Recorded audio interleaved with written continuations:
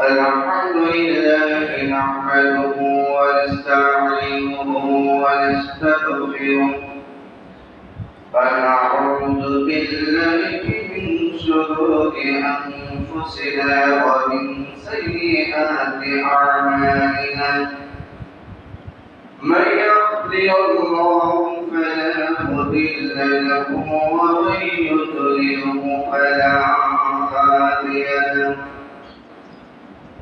ونشهد أن لا إله إلا الله وأن محمدا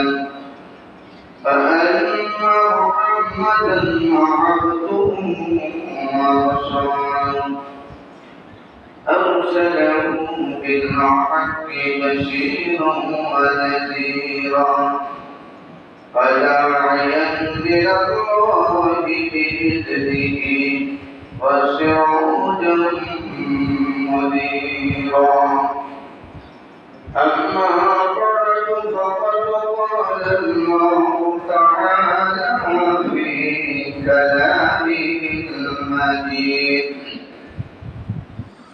وفرقانه العليم أعوذ بالله من الشيطان الرجيم بسم الله الرحمن الرحيم إن المنافقين يخادعون الله وهو خادعهم وإذا قاموا إلى الصلاة قاموا كسالى يراءون الناس ولا يذكرون الله إلا قليلا وقال تعالى في شأن عبيده ومحبوبه ومعشوقه إن الله وملائكته يصلون على النبي يا أيها الذين آمنوا صلوا عليه وسلموا تسليما صلى الله على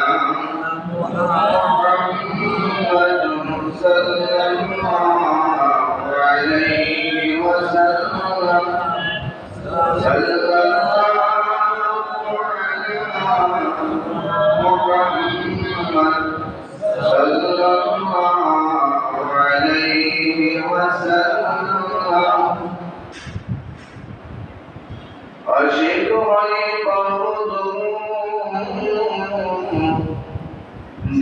জনবীকে শুনতে পাই নবীর প্রেমে বলে দোদ স্বপ্নে নবীর দিদার হয় সাল্লাল্লাহু আলা মুহাম্মদ সাল্লাল্লাহু আলাইহি ওয়াসাল্লাম সাল্লাল্লাহু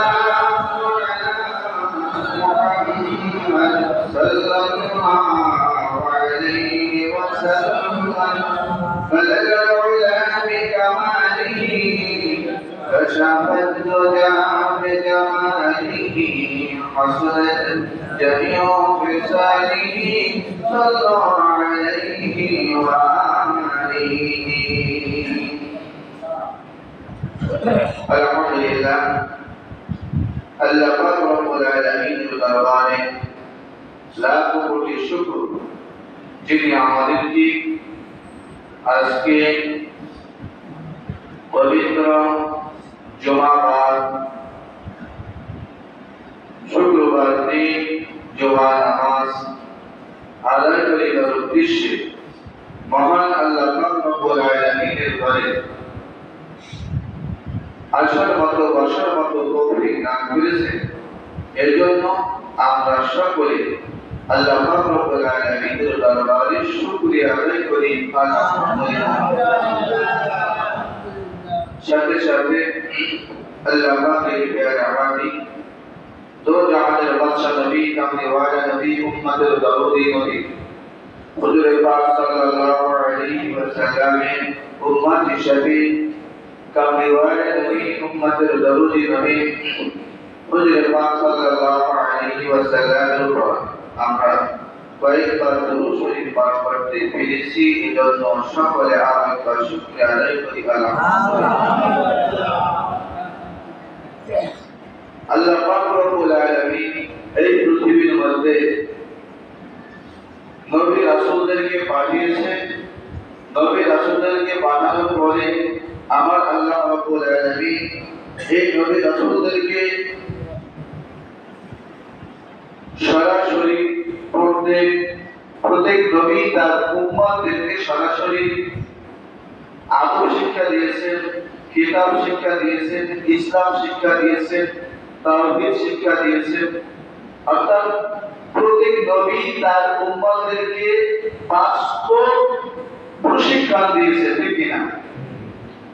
তেমনি ভাবে আপনার আমার নবী বিশ্ব নবী মুহাম্মদুর রাসূলুল্লাহ সাল্লাল্লাহু আলাইহি ওয়াসাল্লাম এই পৃথিবীর মধ্যে উম্মতদেরকে ইসলাম শিক্ষা দিয়েছেন, তাওহীদ শিক্ষা দিয়েছেন, আল্লাহ তাআলার সাথে বান্দার প্রেম মহব্বত ভালোবাসা শিক্ষা দিয়েছেন, মানুষ মানুষকে কিভাবে ভালোবাসবে সেই ভালোবাসা শিক্ষা দিয়েছেন, প্রতিবেশীর হক কিভাবে আদায় করবে সেটা শিক্ষা দিয়েছেন, আত্মীয় স্বজনের হক কিভাবে আদায় করবে সেটা শিক্ষা দিয়েছেন। এক কথায় রাষ্ট্র কিভাবে পরিচালনা করবে সেটাও আমার নবী শিক্ষা দিয়েছেন। অর্থাৎ ইসলামের মধ্যে যতটা দিক আছে পূর্ণাঙ্গভাবে আপনার আমার নবী বিশ্ব নবী মুহাম্মদুর রাসূলুল্লাহ সাল্লাল্লাহু আলাইহি ওয়াসাল্লাম শিক্ষা দিয়েছেন। এই শিক্ষা দিতে গিয়ে নবী রাসূল সাহাবায়ে কেরাম পর্যায়ক্রমে বিপদের সম্মুখীন হয়েছে। এই বিপদটা দুই রকমের। একটা হচ্ছে শয়তানের অসুয়াশা। একটা কি? শয়তান যেহেতু আমাদের শত্রু, মুসলমানের শত্রু, নবীর শত্রু, নবীর উম্মতের শত্রু, ঠিক কিনা? অর্থাৎ এই শয়তান সব সময় প্রতিটি পদক্ষেপই ধোঁকা দিয়েছে। শয়তানকে আল্লাহ তাআলা শক্তি দিয়েছেন, কারণ একটাই যে শয়তান নামে এখন আমরা যাকে বলি আজাদি, মূল শয়তান যেটা ইবলিস শয়তান, কি আমরা বলি না? এই ইবলিস শয়তান সেও আমাদের মতো একসময় আল্লাহর ইবাদত করছে। কি করছে? এই ইবাদত একদিন, দুই দিন, 5 দিন নয়। কিতাবের মধ্যে আছে, কোন কোন কিতাব বলছে 6 লক্ষ বছর ইবাদত করছে, আবার কেউ বলছে 4.5 লক্ষ বছর ইবাদত করছে। তাহলে শয়তানকে আল্লাহ তাআলা এই ইবলিস অর্থাৎ সে ছিল জিন জাতি, সে ছিল কি? জিন জাতির মধ্যে একজন জিন। কিন্তু সে ইবাদত বন্দেগী এত বেশি করেছে ফেরেশতারা খুশি হয়ে গেছে তার ইবাদত বন্দেগীতে।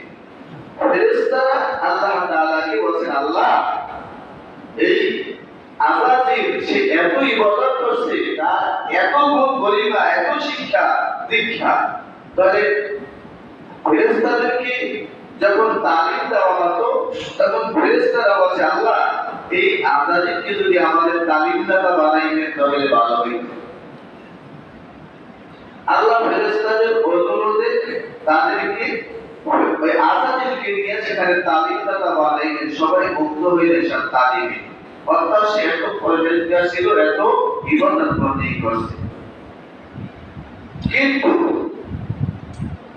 সে এত ইবাদত করার পরেও কেন সে আল্লাহ তাআলা নাফরমান হয়ে গেল, অভিশপ্ত হয়ে গেল? কেন?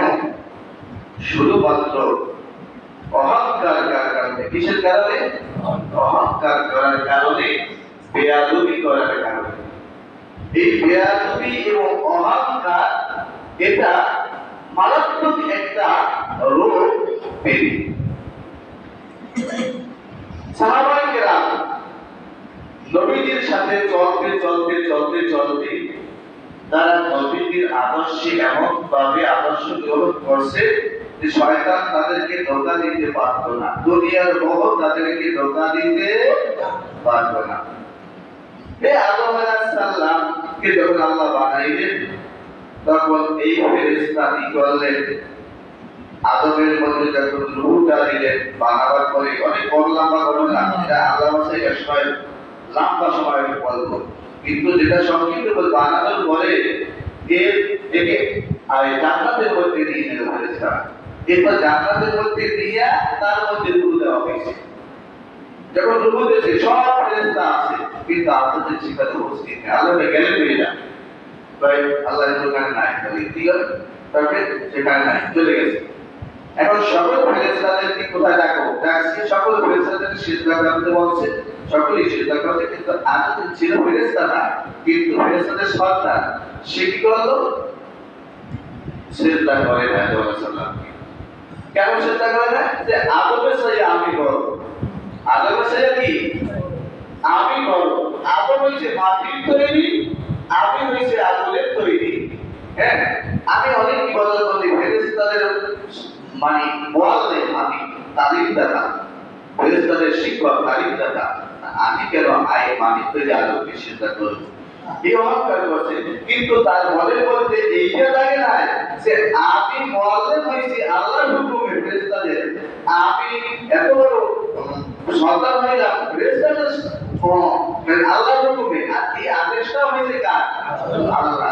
এই আল্লাহর আদেশটার কথা সে বলিয়া সে অহংকার করছে, যার কারণে আল্লাহ তাকে নাফরমান হিসাবে, অভিশপ্ত হিসাবে দিয়েছেন, কিয়ামত পর্যন্ত সে অভিশপ্ত থাকবে, ঠিক কিনা? অর্থাৎ যেটা বলতেছিলাম, শয়তান মুমিনের শত্রু, মুসলমানের শত্রু, ঈমানদারের শত্রু। আরেকটা হচ্ছে আবু জেহেল। কি? আবু জেহেল, উতবা, শাইবা। এই যে মক্কার কিছু মানুষ শয়তান ছিল যারা আমার নবীকে কষ্ট দিয়েছে। আবু জেহেল, আবু লাহাব, উতবা, শাইবা, হ্যাঁ,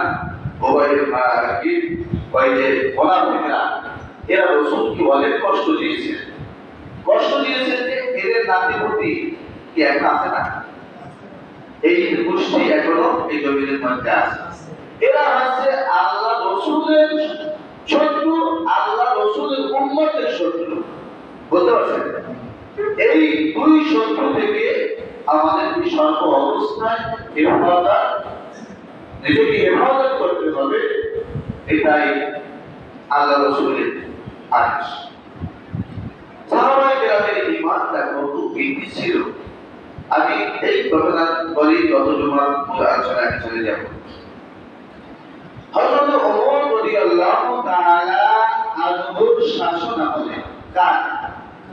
ইসলামের দ্বিতীয় খলিফা আমিরুল মুমিনিন হযরত ওমর রাদিয়াল্লাহু তাআলা আনহুর শাসন আমলে তিনি রোমের বিরুদ্ধে যুদ্ধে পাঠায় লোক।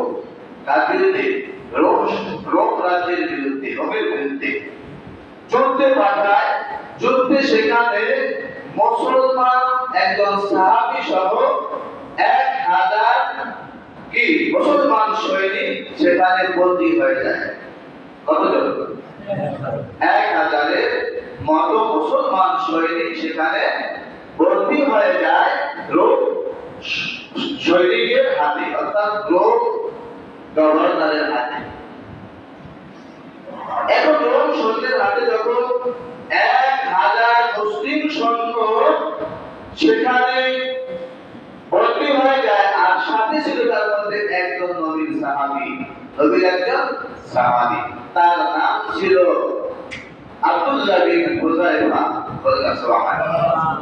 নবীর একজন সাহাবী, এই নবীর যুদ্ধে তিনি বন্দী হয়ে যায়। রোম সম্রাট যখন সংবাদ জানল যে সাহাবীদের মধ্যে একজন বন্দী হয়ে গেল, তিনি আশ্চর্য হয়ে গেলেন। তিনি তার মধ্যে একটা মনের মধ্যে একটা চিন্তা হলো, সাহাবীরা তো অসাধারণ, সাহাবীদের কথাবার্তা আচার চলন তো অসাধারণ। একজন সাহাবীকে বন্দী করা হয়েছে, কেউ সাধারণ কোনো মানুষ নয়, সাহাবীরা তো সাধারণ কোনো মানুষ নয়। কারণ এই পৃথিবীর মধ্যে নবীর 1,40,000 সাহাবাই যারা ছিল, এই 1,40,000 সাহাবাই কেরামদের মধ্যে ইসলামের মধ্যে যাকে যেই সাহাবীকে নবী সবচেয়ে অর্থাৎ সাহাবীরা সবচেয়ে বিশুদ্ধ সাহাবী বলে মনে করত, কারণ এই সাহাবী যখন নবীর সামনে বসতো, সাহাবীর নাম ছিল ওয়াহশী। ওই সাহাবীর নাম ছিল ওয়াহশী। সাহাবী ওয়াহশী যখন নবীর সামনে বসতো, নবীজি সাহাবী ওয়াহশীকে দেখার সাথে সাথে তার অন্তরের মধ্যে একটা ব্যথা বেদনা শুরু হয়ে যেত। কারণ ওই সাহাবী ওয়াহশী যখন ইসলামের বিরোধী ছিল, মুসলমান হয়নি, তখন কোন এক যুদ্ধে নবীর আপন চাচা আমির হামজাকে সে কতল করে। শুধু কতল করে নাই, কতল করার পর তার বুকটাকে পরিজা বের করে পরে দাঁত দিয়ে চিবিয়ে চিবিয়ে খেয়েছিল। ওই নবীর সাহাবী পরবর্তীতে ইসলাম গ্রহণ করার পর যখন আল্লাহর নবীর ওই সাহাবী নবীর সামনে এসে বসে তার চেহারাটা দেখার সাথে সাথে তার আপন চাচা আমির হামজার কথা তার মনে পড়ে যেত। আর আমির হামজার কথা মনে পড়ে যাওয়ার সাথে সাথে তার মধ্যে একটা বেদনা সৃষ্টি হতো। নবীজি চিন্তা করলেন, আমার মনের মধ্যে বেদনা, যেহেতু আল্লাহ আমার কষ্ট সহ্য করতে পারে না, নাকি ওই ওয়াহশীর বিরুদ্ধে কোনো মামলা হয়ে যায়। এই জন্য সাহাবী ওয়াহশীকে বললেন, ও সাহাবী ওয়াহশী, আমি যখন বসবো তুমি আমার সামনে কখনো বসবে না, কারণ তোমাকে দেখলে আমার চাচা আমির হামজার কথা মনে পড়ে যায়। দেখেন, ইসলাম গ্রহণ করার পরেও তিনি সাহাবী, নবীজি তাকে দেখলে চাচার কথা মনে পড়ে, এই জন্য সাহাবীকে বলছে আমার সামনে তুমি বসবে না। সাহাবীরা এই জন্য মনে করেছেন সাহাবী ওয়াহশী যেহেতু নবীকে তার সামনে বসতে নিষেধ করেছেন, তার চাচাকে পরীক্ষাটা চিবিয়ে খেয়েছিলেন ইসলাম গ্রহণ করার আগে, বলে না কিন্তু আগে। এই জন্য নবীজি দেখতে পারেননি, দেখলে কষ্ট হয়তো তুলে জীবন্ত। অতএব এই সাহাবী ছিল সাহাবীদের মধ্যে সবাই একই, সবাই সবচেয়ে সাহাবী মনে করত, যেহেতু নবী বলছে দূরে যাইতে। পৃথিবীর মানুষ এমন একজন সাহাবী উদাহরণ দিয়েছেন, যে এমন একজন সাহাবী পৃথিবীর মধ্যে যখন ঘোড়ায় চড়ে, ঘোড়ার পিঠে চড়ে যখন চলতেন, সাহাবীরা ঘোড়ায় চড়তে না, ঘোড়ার পিঠে চড়তে না, যে বাবা উষ্টির পিঠে চড়তেন, এই উষ্টির পিঠে যখন চড়তেন, এই উষ্টির পায়ের নিচে যে বালুর কণা লাগতো, ওই বালুর কণাটা যেই দামি গাউসুল আজম গৌসুল আব্দুল কাদের জিলানী রাদিয়াল্লাহু তাআলা রাহমাতুল্লাহ তিনি বলছেন তার বুনিয়াতুল কিতাবের মধ্যে যে এই ওয়াহশীর যেই সাহাবী তার কুষ্ঠির পায়ের ধুলির গলার যেই দাম আছে, এই পৃথিবীর মধ্যে আমি আব্দুল কাদের সেই মর্যাদা নাই। অর্থাৎ কোন ওলি সাহাবীদের ওই কুষ্টি ঘোড়ার যে পায়ের ধুলির গলা সমপরিমাণ মর্যাদার কোন ওলি হইতে পারে না। বললা সুবহানাল্লাহ। তাহলে সাহাবীদের মর্যাদা কত ছিল? বললা সুবহানাল্লাহ। আল্লাহ নবীর সাহাবী যখন রোম সম্রাট জানতে পারলেন যে তাকে ঘরে বন্দী করা হচ্ছে, তখন তিনি ওই তার সৈন্যদের দ্বারা তাকে ডেকে পাঠালেন। যখন সে তার কাছে গেল, তাকে দেখলো সে সাদা মাটা, স্বাভাবিকই সাদা মাটা সাধারণ মানুষের মতো চলাফেরা বুঝতেছে। এবং তার সাথে যে কোনো কথা বললো, কথা বলা সে মুগ্ধ হয়ে গেল, তার চেহারা দিকে তাকানোর পরে চেহারা দেখে সে মুগ্ধ হয়ে গেল, তার চাল চলন কথাবার্তা আচরণ দেখে রূপ সামলানো মুগ্ধ হয়ে তিনি এবার একটা প্রস্তাব দিলেন যে হে হুযায়ফা, আব্দুল্লাহ বিন হুযায়ফা, তোমাকে আমি একটা প্রস্তাব দিতে চাই। কি প্রস্তাব? প্রস্তাবটি হলো আমার মেয়েকে তোমার সাথে বিবাহ দিতে চাই।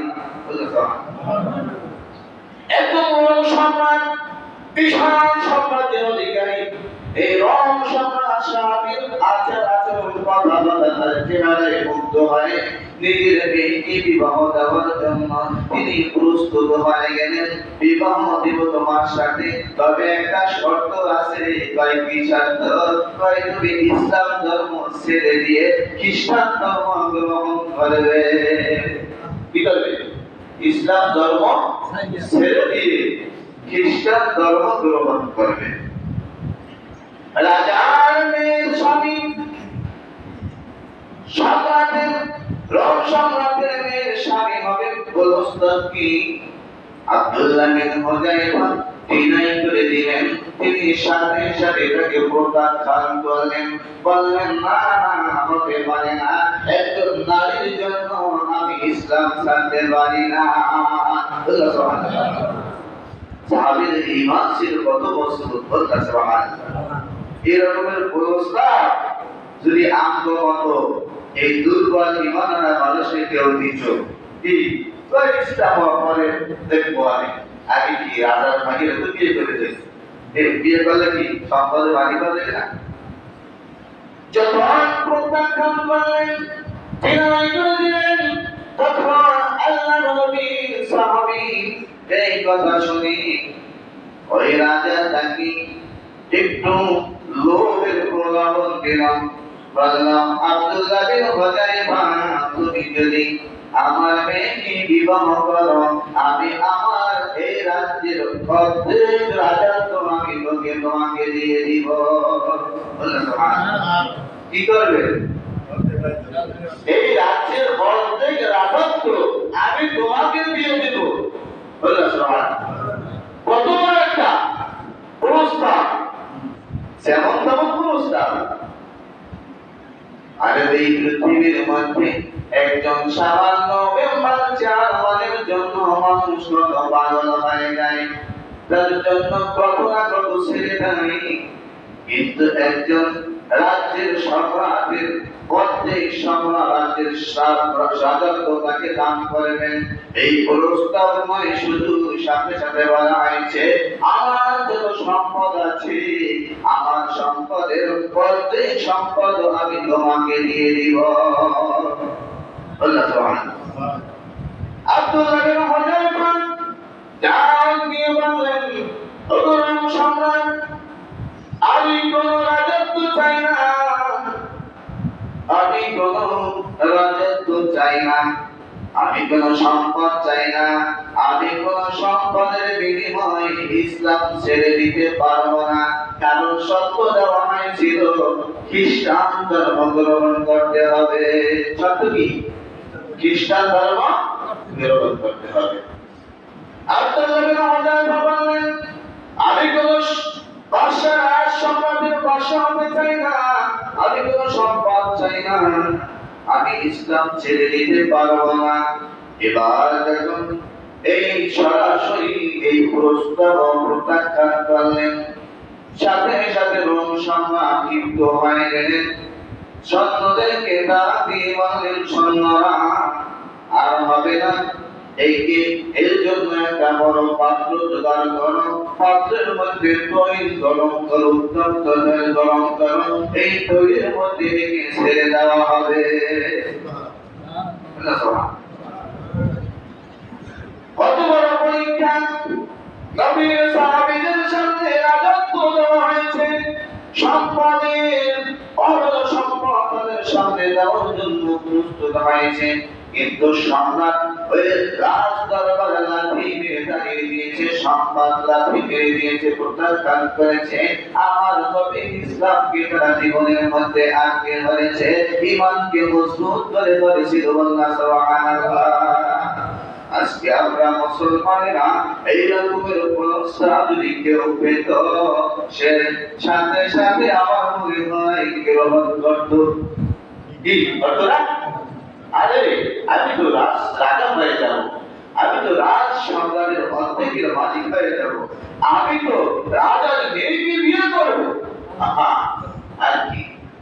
ও পৃথিবীর মানুষ, এই পৃথিবীটা, সমস্ত পৃথিবীটা যদি বিক্রি করা হয় আর এই সম্পদকে যদি এক পাড়ায় দেওয়া হয়, আর আমার নবীর কালিমা লা ইলাহা ইল্লাল্লাহ মুহাম্মাদুর রাসূলুল্লাহ, এই কালিমাটা যদি এক পাড়ায় দেওয়া হয়, বলা হয়েছে এই কালিমার দাম অনেক বেশি হয়ে যাবে, কালিমা অনেক ভারী হয়ে যাবে। বলনা সুবহানাল্লাহ। এই জন্য সাহাবায়ে কেরাম সবকিছুর বিনিময়ে ঈমানকে বেছে নিয়েছেন, ইসলামকে বেছে নিয়েছেন। বলনা সুবহানাল্লাহ। আমল করে কার লাগিয়া বান্ধরে মন, কার লাগিয়া কান্দ,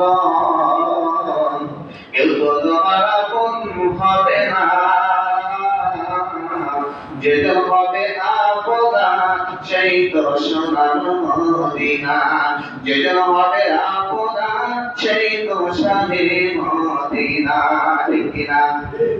অতএব আপন এই পৃথিবীর মধ্যে কেউ না। আল্লাহ বলেন, ইয়াউমা ইয়াফিরুল মার'উ মিন আখিহি ওয়া উম্মিহি ওয়া আবিহি ওয়া সাহিবাতিহি ওয়া বানিহি। আল্লাহ সুবহানাল্লাহ। কিয়ামতের ময়দানে বাপ সন্তানের কোনো উপকারে আসবে না, সন্তান বাপের কোনো উপকারে আসবে না, মা সন্তানের কোনো উপকারে আসবে না, সন্তান মায়ের কোনো উপকারে আসবে না। সবাই একটা নেকির জন্য ঘুরবে সন্তানের কাছে। ও সন্তান, দুনিয়াতে তোমাকে আমি জন্ম দিয়েছিলাম, তুমি আমাকে একটা নেক আমাকে দান করো। সন্তান বললেন, কে তুমি? আমি তোমার বাবা। তাই আমি তোমাকে চিনি না, আমার কোনো বাবা টাবা নাই, ছিল না। আবার সন্তান বাবার কাছে যাবে, বাবা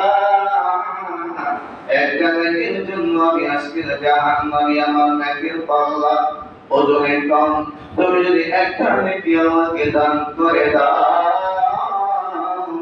আমি আজকে জান্নাতি হতে পারবো। বাবা বলবে, কে তোর বাবা? আমি তো দুনিয়াতে বিয়ে করি নাই। অর্থাৎ কিয়ামতের ময়দানে কোনো হুঁশ থাকবে না, কেউ কাউকে চিনবে না, জানবে না, মা সন্তানের পরিচয় দেবে না, সন্তান মায়ের পরিচয় দেবে না। ঠিক কিনা? কি বলছেন আল্লাহ? কে বলছেন? আল্লাহ। সেই সময় যিনি হবেন আপনার আমার বন্ধু, সেই সময় যিনি হবেন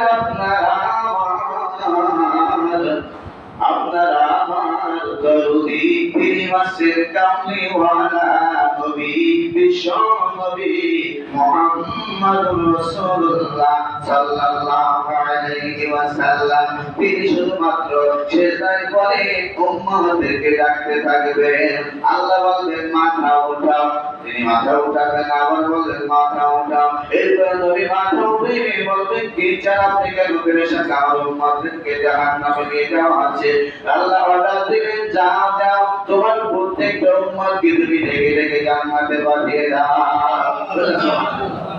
সেই নবী কামলিওয়ালা নবী।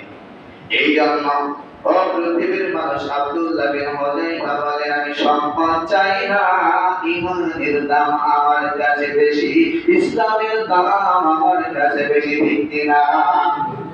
এই জন্য সাহাবায়ে কেরাম কি সমস্ত সম্পদকে লাঠি মেরে তাড়িয়ে দিয়েছেন, ঈমানকে গ্রহণ করেছেন, ইসলামকে মজবুতভাবে ধারণ করেছিলেন। আজকে আমাদের মুসলমানের ঈমান কোথায়? 500 টাকার বিনিময়ে আমার ঈমানকে বিক্রি করে দিচ্ছি, 1000 টাকার বিনিময়ে আমার ঈমানকে বিক্রি করে দিচ্ছি। অনার্থকভাবে একজনের আরেকজনের পিছনে গীবত করছি, শিক্ষা করছি। হ্যাঁ, কি ঠিক কিনা? এগুলো কিন্তু আসলে ঠিক নয়। আমার নয়, আপনার নয়, কেউ কারো গীবত করা যাবে না পিছনে বসে, কোনো সমালোচনা করা যাবে না। যদি কারো মঙ্গল কামনা চান তাহলে তার সামনে বসে বলবেন, ভাই একা একই ভাই আপনার এই সমস্যাটা আছে, একটু যদি শুনলে, তাহলে সেও মনে করবে না আমাদের ভালো হবে এখন, ঠিক কিনা? এই জন্য আরেকটা জিনিস হচ্ছে, হ্যাঁ, তবে কয়েকটা ক্ষেত্রে গীবত করা যায় আছে, কয়েকটা ক্ষেত্রে কি এটা জানতে হবে, কয়েকটা ক্ষেত্রে গীবত করা কি জায়েজ আছে। কারোর সাথে শত্রুতা বাঁধানোর জন্য পিছনে বসে কথা বলা, এটা মধ্যে সকল করি, অর্থাৎ এটা একটা গীবত, সকল এবং গীবত এর সম্পর্ক। কিন্তু যে কয় জায়গায় গীবত জায়েজ আছে সেটা হচ্ছে, মনে করেন আব্দুর রহিমের ছেলে একটা মেয়ের সাথে খারাপ কাজ করতেছে, অর্থাৎ ওঠা বসা করতেছে। এখন এই ক্ষেত্রে আব্দুর রহিমের একজন বন্ধু অথবা তার একটা মুসলমান ভাই, তোমার ছেলে কিন্তু খারাপ পথে থেকে যাইতেছে, এটা কিন্তু কি বল তার বিচার পরিষেবা, কিন্তু তার ছেলের মঙ্গলের জন্য তাকে এই উপদেশ দেওয়াটা কল্যাণের জন্য এটা জায়েজ আছে, যদিও এটা কি বল, এটাও কি বল।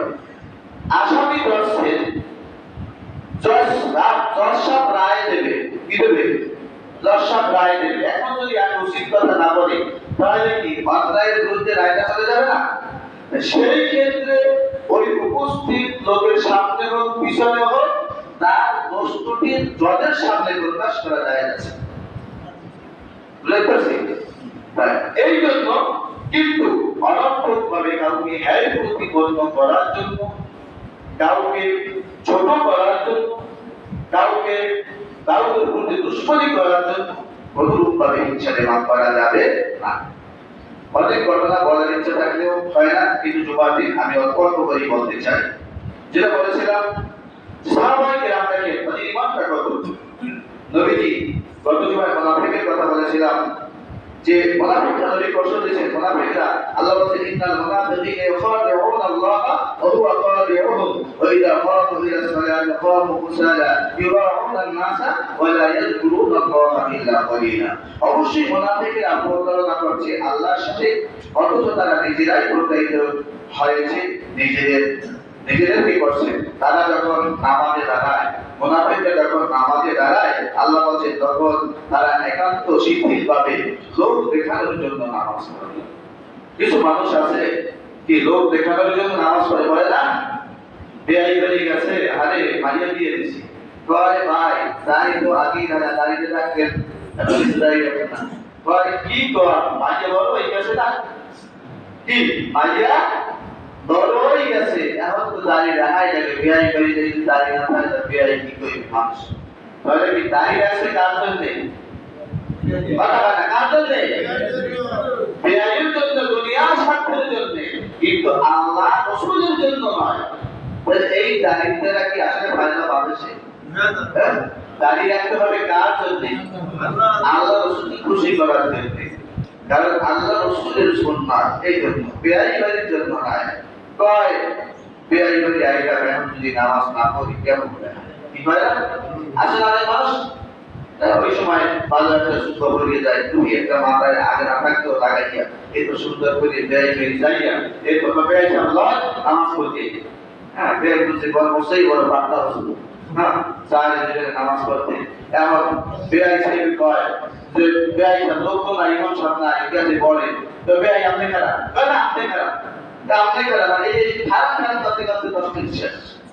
এরপর কি করবে, বেয়াই মানুষ যাওয়া লাগে, সামনে গেছে, সামনে যাওয়ার পরে এরপরে বেয়াই কোনো সময় নামাজ পড়ে না, এখন ওই যে বেয়াই, এই বেয়াই কোথায় যদি বললে একটা মাথায় দিয়েছে একটা লাভ, দেশে একটা লাভ, কি এটা লাভ দিয়েছে, ওই বেয়াই অনেক কাছে নামাজ পড়ি না, এটাও দেন আমাদের একটা আদি করে অধিক মাথায় একটা লাভ দিয়ে এই বাসায় বসে ঢোকা দিয়ে কি করবে, কয়েকটা আপনি বসে না কিন্তু, হ্যাঁ এখন এই নামাজ দিয়ে আমাদের জীবনে কি হবে, অর্থাৎ নামাজ পড়তে হবে আল্লাহর সন্তুষ্টির জন্য, লিল্লাহিয়াতি, একমাত্র আল্লাহকে রাজি খুশি করার জন্য, আল্লাহর সন্তুষ্টির জন্য। এই জন্য নামাজ পড়তে হবে, নামাজ কালাম না জানলে শিখতে হবে, শেখা খরচ। আল্লাহ আমাদের সকলকে তৌফিক দান করেন, আমিন। শিগগির নামাজে অলসতা করা যাবে না। প্রতিদিন মাগরিবের নামাজের পরে আমি বলেছি যেখানে নামাজের কিছু কোরআন শিক্ষা হবে, নামাজের মধ্যে যেগুলো দরকার কোরআন সূরা কেরাত, সানা, দুরূদ শরীফ, দোয়া মাসুরা, এগুলো দরকার না? এগুলো অক্ষরগুলো শিখে গেলে আস্তে আস্তে 1 মাস 2 বা 1.5 মাস 2 বলে আমি আপনাদেরকে শিখাবো। কোনো টাকা পয়সা লাগবে না, কিন্তু আপনারা আসতেছেন না। মাত্র 6-7 জন লোক মাগরিবের নামাজের পরে। এখানে কি লোক 6-7 লোক এলাকায়? হ্যাঁ, আমরা কি 6-7 জন লোক পারি না নাকি? এখানে যারা আছি আমার মনে হয়, হ্যাঁ, যদি দোয়ার কোনো শিখাই তাহলে মনে হয় 100 লোক থাকে 90 জন করে, কি ঠিক না? হ্যাঁ, তাহলে এই দোয়াগুলো কি আমার ভিতরে নামাজে দোয়াগুলো করা উচিত? তাহলে এটা আমার লাগবে না, কথা না লাগবে না। সারা জীবন নামাজে দাঁড়াইলাম, সুবহানাকা বললাম না, বললাম না, এটা আমার একটু ঠিক করা লাগে না? মুসলমান হিসেবে দরকার না? তাহলে এই শিক্ষাটা আপনারা তো, আমি বলি না যে 24 ঘন্টা বসে ওই কথা বলছি, 24 ঘন্টা বসে ওই থাকতে বলছি আমি। মাগরিবের পর থেকে এসা পর্যন্ত 1 ঘন্টা সময় আমাকে দেন, আমার জন্য না, সেটা আপনার জন্য, আপনার উপকারের জন্য, আপনার কল্যাণের জন্য। আপনি জানেন, তারপর আপনার জানার মধ্যে ভুল থাকতে পারে না।